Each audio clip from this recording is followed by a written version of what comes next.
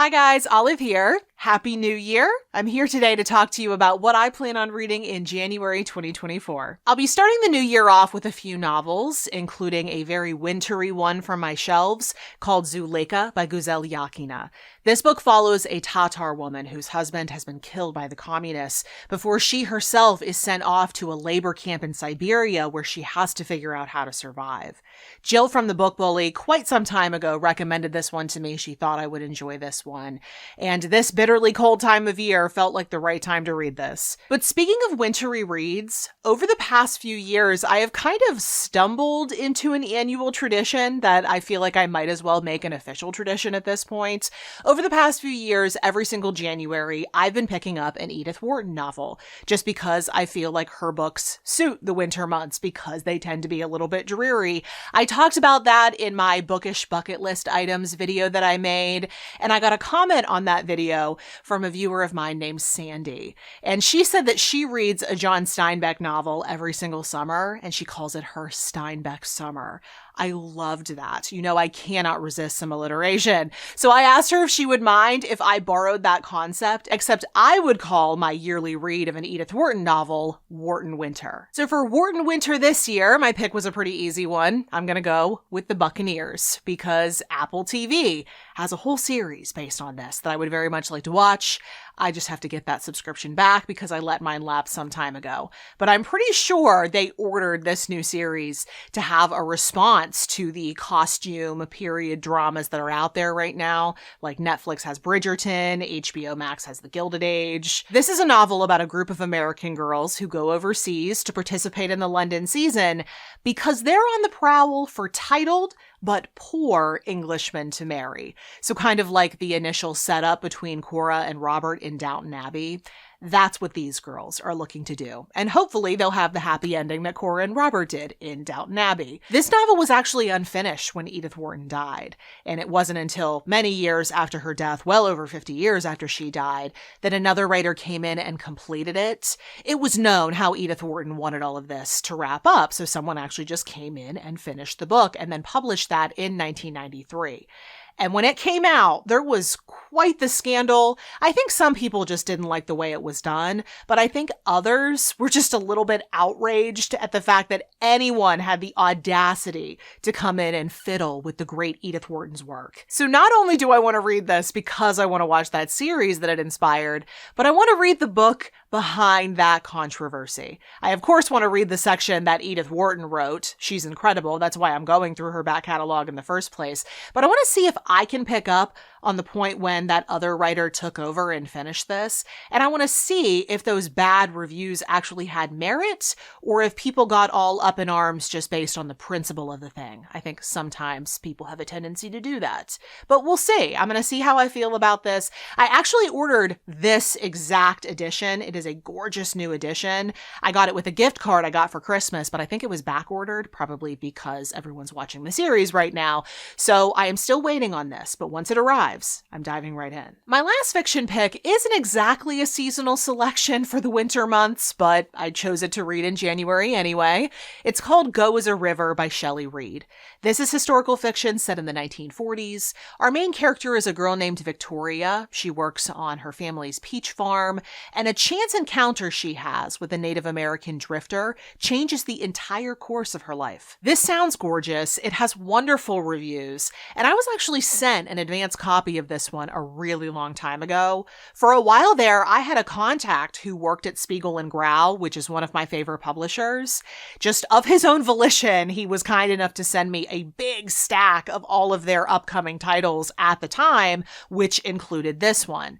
And I'm choosing to show you this cover as opposed to the book that I received because it is literally just a bound manuscript. You don't get the cover on here. And I don't know about you, but I like looking at the cover that the artist worked really hard on. So for everybody's sake, this is what the finished book looks like. As I said in my goals video for 2024, it is a goal of mine for this year to read through all of the unfinished arcs that I have here in my reading room, this is obviously one of them. Plus, this one has just impressed so many people. I feel like I'm really going to love this, so I'm just going to pick it up and read it. Moving into nonfiction, the first one on my January TBR is actually related to a novel, but one that I read quite some time ago.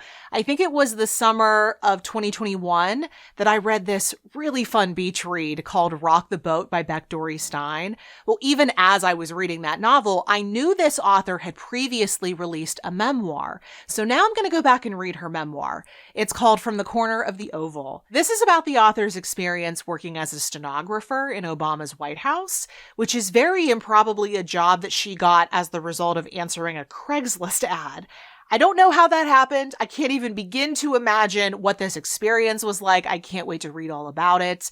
I already know I like this author. I was just in DC over the summer. I'm just very much feeling the pull to read this book. But I felt compelled to pick up this next book because I am very into watching college basketball right now. Women's college basketball, to be exact. I decided that I was going to just make the commitment to getting to know the women's college game after falling into kind of a mild depression after the WNBA season ended last year. I needed more basketball to watch, but I was always so intimidated by the women's college game. There are so many teams, so many players to get to know, but I decided I was just going to make the commitment and dive in, and I'm so glad I did. I am having a blast. But as it turns out, there are sadly, if not entirely surprisingly, very few books out there about women's college basketball, fiction or nonfiction. If you know of any, please let me know. Drop it in the comments because I would love to read them. But in the meantime, I still wanted to read about basketball this month because it's a really big part of my life right now. And I also am trying to read more books from my shelves. I'm just trying to read more of what I own. So I did go with one that I already had on my shelves, even if it is about the men's game. I decided that I'm going to read The City Game by Matthew Goodman, a book about a remarkable basketball team back in 1940s Brooklyn. And apparently the 1940s is just going to be the decade of January for me. My next two nonfiction picks for January are both nature books, and this first one has a Shakespeare-inspired title, even if I'm not exactly ready to start my Shakespeare series yet. Have to finish the Wishbone one first. But this book is called Much Ado About Mothing by James Loewen. This apparently is going to be a natural history memoir combo in which this author discusses his fascination with moths and all the different things he's learned about them over the years. Poor moths get so much less love than butterflies, but I personally find them gorgeous, and I can't wait to learn more about them. I mentioned earlier that a goal of mine for 2024 is to read through all of the review copies that I've been sent, and this next one is another one of those. It's one that I've been sent just very recently. I just showed it off in my latest book haul, my winter book haul. It is What the Bears Know by Steve Searles and Chris Erskine. This book also seems to be a blend of natural history and memoir. Steve Searles was actually hired by a town in California to come and help cull their black bear population, but he did so using non-lethal methods, and he cultivated those methods from his own knowledge about bear behavior, and he talks about all of that in this book. I know a little bit about black bears. I've read books about bears previously. I read 2 books on bears around this time last year. And then also my family has a lot of firsthand experience with bears. So I know a little bit about black bears, and I would personally classify them as much more food motivated and mischievous than downright dangerous. But I'll be curious to hear what this author has to say. Something I would call dangerous, however, is climbing Mount Everest, which is what my next selection is all about.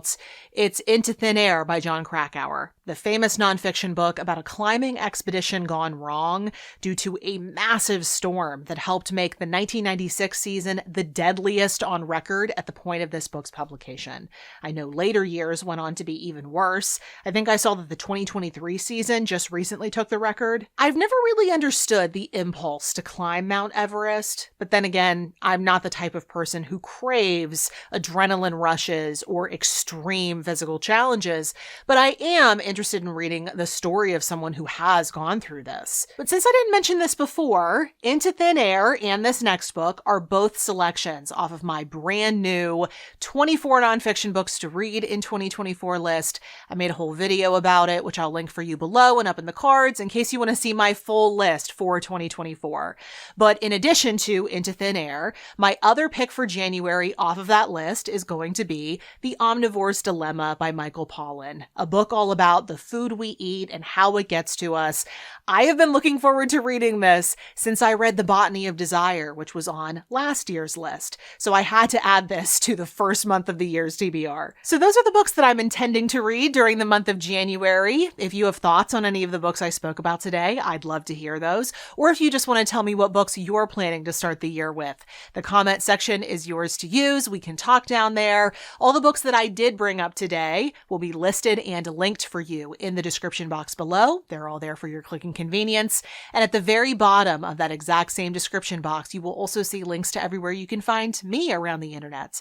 Goodreads, Instagram, the Story Graph, all the places I'm the most active, in case you want to keep up with what I'm reading and doing right now. Thank you so much for watching. I hope you're having a wonderful day, and I'll see you in the next video. Bye.